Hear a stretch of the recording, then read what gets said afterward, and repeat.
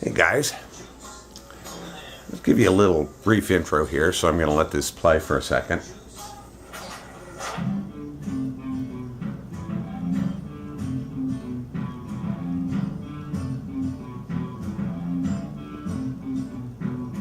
Tubes and juice and air. That's what it's evening. Tubes and juice and air. That's what it's evening needs. Now a lot of it probably has to do with electricity. You have to have some kind of a part that talks and shows the right colors for each picture station. Tubes and juice and air. That's what it's evening needs. That's the first track from one of the most recent CDs by David Greenberger. I'll show it to you right here. It's titled So Tough, and it is David Greenberger with A Strong Dog. And these are, this is the album from which he selected his performances, which he did at the Tang Museum and Gallery, where he had set up and this last weekend was, I think, the final performance of those. He had set up a theater with one seat, and the people would come in one at a time and sit, and he would do a 2-minute performance with a strong dog and a live performance, and these are the tracks from that. And I wanted to talk a little bit and kind of hit the culmination or the final thing about David Greenberger, which is his monologues. I'll show you. I've got quite a few. He's put out, I think, something like 15 or 16 of them. So Tough is the most recent one I have. There's one that has been released since then called, I believe, The King of Tennessee, if I remember right. And I know that there are a couple of others that are in the works. One of them will be featuring Robin Hitchcock, by the way, collaborating with the music. I want to read a little bit out of this. This is a fairly early CD. It's this particular CD is a double CD, 2 discs, titled The Duplex Planet Radio Hour, and it is 2 live performances with Terry Adams. Terry Adams doing the music, and other people, Marshall Allen, Tom Artolino, Greg Cohen, Dave Gordon, and Tyrone Hill on disc 1, and disc 2 has Terry Adams on piano, Japanese organ, Tom Artolino again on drums, and Greg Cohen on bass, Jake Jacobs on guitars, and Karen Mantler playing glockenspiel and harmonica. But I wanted to read this little introduction because I think it really kind of summarizes a lot of what David is about, what his work is about, and it's out of his mouth or from his pen, and therefore is going to be much more accurate and true than anything I say, which seems to be, I have a terrible time even being very organized when I try to talk about it. The Duplex Planet is an ongoing work designed to portray a wide variety of real characters who are old or in decline. In our culture, exposure to people at this point in their lives is generally limited to seeing family members age, and since that points directly to one's own mortality, it's hard to glean much in the way of an objective example. I started the Duplex Planet as a small homemade magazine in 1979, which I still publish. He no longer publishes it, but at the time that this was done, he did. After graduating from art school in Boston, I found employment at a nursing home as the activities director. On the day that I first met the residents of the home, I abandoned painting. That is to say, I discarded the brushes and canvas, not the underlying desire to see something in the world around me and then communicate it to others. In this unexpected setting, I found my medium. I wanted others to know these people as I did. From the start, my mission has been to offer a range of characters who are already old so that we can get to know them as they are in the present without celebrating or mourning who they were before. Since the elderly are already thought of by what they have in common, that they're all old, I try to recast them as individuals. I quote and write about them in order to address the larger world.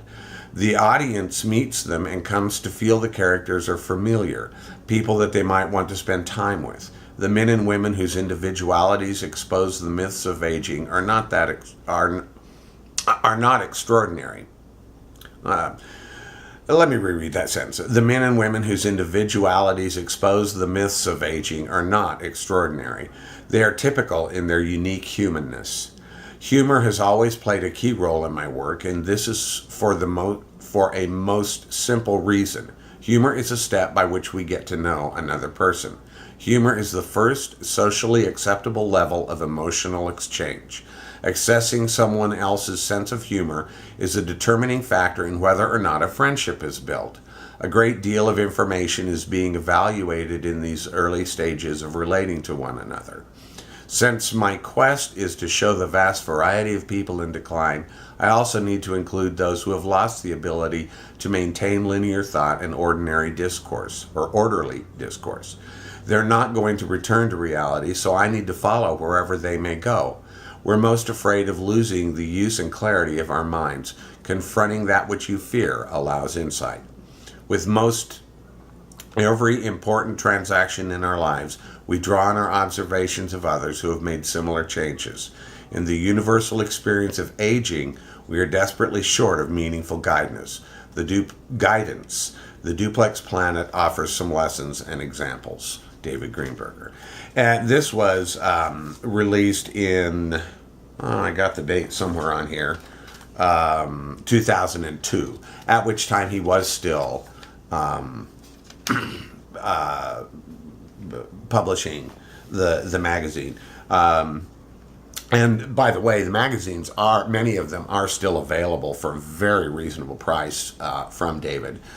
They are live performances from 1994. They were both performed at St. Anne's in Brooklyn Heights, New York, one on January 9th and one on February 6th of 1994. So this is a fairly early one. There's another one here. This one, oh, by the way, this one is on Carrot Top Records. This one is on ESD Records, and that's a label I'm familiar with, and I'm trying to remember what else I have on that label, but I do have something on that label. This came out in, oh golly, now I don't see the date on this one, 1993, and is also the Duplex Planet Hour with music by Terry Adams, but are different performances than the other one. And I'm not sure. I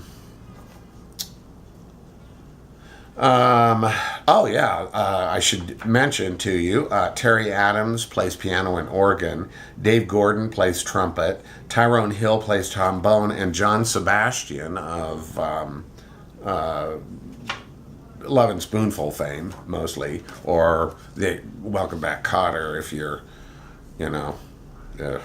anyway, six-string banjo and guitar. I'm not sure where these were all from.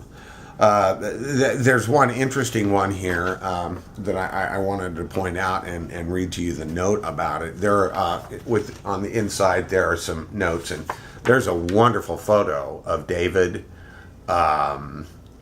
with a number of the magazines on a clothesline. Love that photo. Such an amazing, unique individual. He really is. There's just nobody else that I know of who even remotely is doing what David does. That is the track, The South Pole. And here's what it says about it. It's a very short track, actually. But it says, Arthur Wallace died about 6 months after the man he eulogized at the first funeral I attended, which is a story that he tells a number of times, which is very funny. However, his death was neither sudden nor painless. He was ill for the last several months of his life, and it was remarkable for me to be privy to that final phase of his life. Up until then, Arthur had always been very precise and factual in his recounting of events, historical, political, and otherwise. Over the years, he always kept himself abreast of world events, and it was remarkable for me to hear a slow dissolve of this precision. His facts were becoming dislodged, and in a way it seemed as though it was a survival technique of some sort, although an unconscious one. His mind was helping him to make sense of the things which made no sense to him, his pain and dying. In this last story, Arthur told me he makes reference to Byrd and his expedition to the South Pole. The expedition was, in fact, recruited in the Boston area, and Arthur would have been aware of this at the time, but he didn't go or even sign up. He told me this lying in his bed, and it was the last time I saw him. And that's, for me, and it's a very moving piece. When David reads these pieces and does these monologues, as he said, he wants you to meet the characters. One of the first places where I noticed how much the character comes through, and I remember sharing with David this fact once, and he was quite appreciative that I felt that way. The 5 volumes of lyrics by Ernest Noyes Brookings. When I got the first one, I initially, when I listened to it, I heard all these different quirky, independent artists, bands, musicians, and so forth, performing. And that was the first thing that stood out. But gradually, as I was definitely drawn into that cassette, lyrics by Ernest Noyes Brookings, and then over listening to them all, what emerges, what emerges is Ernie. And that's the wonderful thing about it. It's very similar to when you listen to a tribute album. A great example, of course, is the Copy Me series of eight volumes of people covering music by R. Stevie Moore. But another example might be the High Cost of Lovin' and Livin' Hard, or something like the double tribute album to oh gosh, and there goes my mind. If it comes to me, I'll blurt it out in mid-sentence and something else.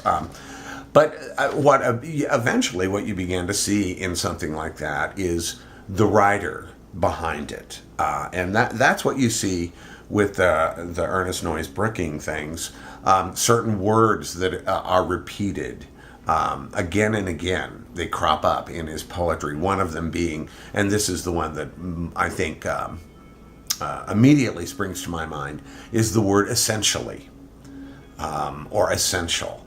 He frequently will use that word in his poems. His unique syntax, his unique way of phrasing things becomes apparent. And that's something that happens as you listen, increasingly, as you listen to David Greenberger's more current work, which are these monologues with musical accompaniment. And I kind of even hate to refer to them as that. When they started, for example, this is one of the earliest ones that I have, and this has never been released other than as a CDR from David, but it was an Uptown Poetry Slam on April 29th of 1990 with David Greenberger doing monologues and, with musician. I have another one here from 1994, which is one of my favorite of his live performances that I've heard. This is David Greenberger with the Cocktails at the Black Cat Club in Washington, D.C. on January 7th of 1994. And it's just a very kind of electrifying performance. Really, really good. Really, boy, you get that feeling. And at this time, the way they would work, the musicians would play a bit, and then David would do a monologue, and then they would play, and then he would do a monologue. And they were sort of, but what he became interested in, and you heard a bit of that in the opening track from So Tough, was that the monologues and the music intertwining, rather than just being, the usual kind of thing. But really becoming kind of songs, although not often. That particular one does kind of do a verse, chorus kind of thing with the, tubes and juice and air. That's what a TV needs. Repeating, but oftentimes the monologues are not quite structured like that. They are edited from the conversations that he's had with elderly people and people in decline, and they do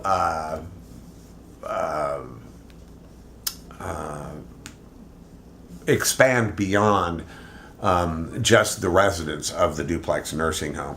Here's another live one from June 20th of 1995 at the Jewish Museum. This is the Duplex Planet Hour. And this one is David Greenberger and Terry Adams only on doing piano and music. No, I don't believe there are other musicians on this as I recall. It's just Terry. Terry Adams, by the way, if that name isn't really ringing a bell, is the keyboard player and really the front man, the main man of the band NRBQ. And Terry and David have been very close friends for many, many years. A couple of things have been, films have been made about David. Oh gosh, I left one sitting over there, and I am going to go grab it here in just a second. Here's one.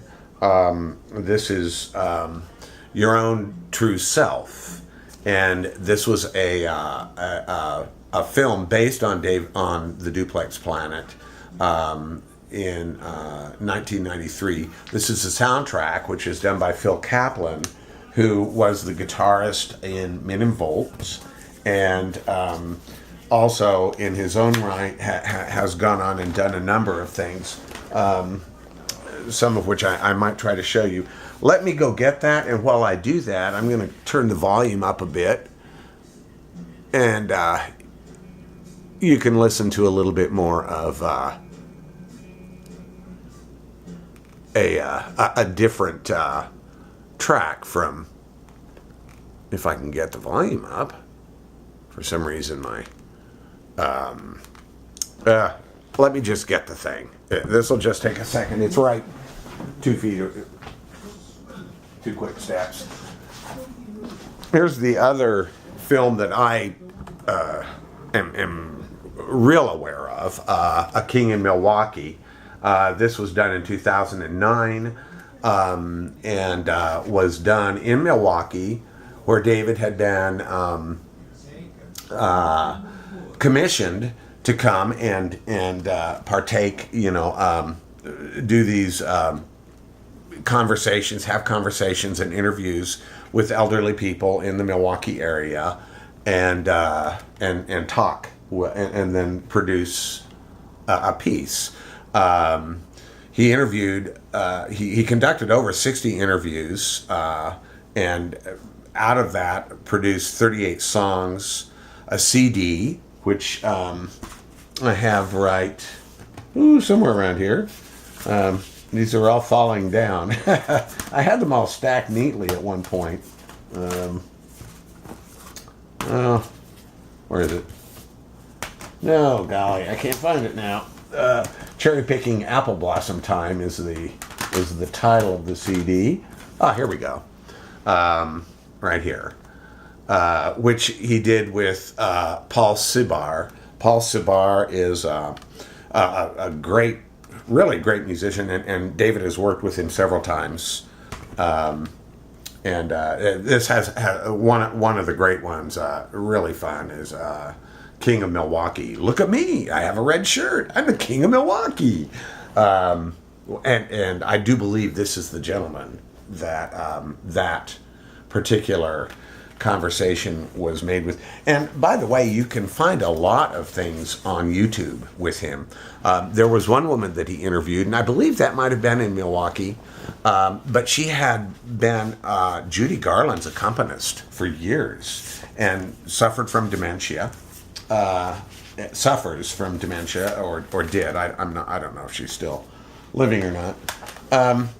Another one of his things that he had been commissioned to do that I have is this, Growing Old in East LA. And this is really kind of a unique piece because in this one, David does not do the speaking. This features the voices of the actual individuals that he had that he interviewed. And that's how he works. He will sit down with a cassette recorder and or some kind of a voice recorder and record them as they talk. This is really a great one. The music on this one was done by Luis Perez and David Hidalgo, whom you should know. I think most of you are familiar with, and is performed by Latin Playboys, which is kind of a side band. Growing Old in East LA, very good one. It came out in, oh golly, I got a date somewhere, 2006. So he has put out a lot of these things recently, and every one of them that I have is wonderful. I have something like 12, I think. I don't know, you can count them and tell me. Another band that he has done a few things with is Three Leg Torso. Three Leg Torso is a very interesting band, something of a, I think you might think of them as sort of a little bit kind of chamber music sort of thing. Where's the other? I could have sworn I had, was this it? Yes. Also this one, which is called Whispers, Grins, Blood Loss, and Handshakes. This one, titled Legibly Speaking, 2004, and this one is from 2005. And they're very, very good. I have, through his work, discovered some of these bands that I did not know of before, and have kind of started following them. And Three Leg Torso is still active. I believe they're from the Pacific Northwest. I'm pretty sure I'm right about that. Portland or Seattle area, somewhere up there. Bird Songs of the Mesozoic, which is the band that, or a group, kind of an art music group, that was founded by the guitarist from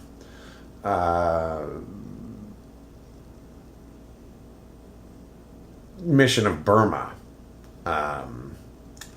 He is not in on this. He rather quickly left, but during that hiatus when Mission of Burma had broken up, he found, this is one of the things that he founded. And this is David Greenberger with Bird Songs of the Mesozoic, and the title of it is 1001 Real Apes. This is also from 2006. David remains quite busy. He goes all over the place. Here's some more recent ones.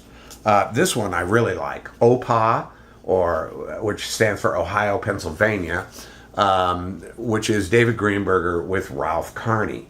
Ralph Carney is an incredible musician. Probably most of you would know him or be familiar with him through his work with, he plays with Tom Waits a lot. He was also one of the founding members of the band Tin Huey, who I'm going to be talking about sometime soon. But OPA stands for Ohio and Pennsylvania, and the Ralph Carney was from Cleveland originally. David Greenberger grew up in Erie, and this is really a great one, and that's the title, OPA. That came out in 2011. David Greenberger with Jupiter Circle, really excellent group, and also has Mark Greenberg and Paul Sabar appearing and Georgia Greenberg. This is Elizabeth Woodbury Cassius on piano, Mike Flanagan playing saxophones, clarinet, and flute, Jeffrey Parker playing cello and string bass, and Zach Trajano on percussion. And many of these are really the music, the musicians alone, and the interest or the interesting thing. I mentioned Phil Kaplan. This is Phil Kaplan's band Bangalore with David Greenberger. Bangalore is a very interesting band, and Phil Kaplan has quite an interest in merging Eastern music, primarily the music of India, with American music. A lot of blues and jazz kind of things. He plays an instrument that he calls a guitarist, which is a hybrid between an electric guitar and a sarod, which is an Asian instrument, Indian instrument, and it's fretless, has a different strings and I think different tuning. But on this, Phil Kaplan is playing guitars and percussion. Sven Larsson plays basses and percussion. Dave Jamrog on drums, and Michael Ahrens on drums and percussion. As you can see, there's a lot of percussion in this, which is rather typical of Eastern music. Oftentimes, you have multiple. You may have a sitar and 2 or 3 different percussionists playing. Then here, Tell Me That Before. This is a wonderful one from 2011, which is David Greenberger and Mark Greenberg, and with special guest Paul Sabar. As I said, Paul Sabar appears many times, and one of the joys of watching this film, which is a 30-minute documentary, also a 60-minute live performance of Cherry Picking Apple Blossom Time and a couple of extras, is watching Paul Sabar playing in studio and working. He's one of those people you can tell he's a truly interactive musician, a musician who plays with his ears as well as his instrument. He's listening at all the time, focusing and responding. And I've become quite a fan of him as a result of that, and I really need to someday pick up some of his own music, and by his own music I mean with his own band, the Paul Sabar Tomorrow Sound. That's what this is. This came out in 2012. And it is quite good. The title of this is "They Like Me Around Here," and it's a wonderful, it's a really wonderful CD. I recommend any one of these as being a great place to start. This one I would recommend right away, but the only way that I know that you can get it is to order these 4. However, you can order all 4 of these, I'm pretty sure still, from the Duplex Planet. And if he has any of these left, there were only 400 of these made, then he sends you this as well. And this is called Near the Edge of this Penny Jar Spill, and it's just it's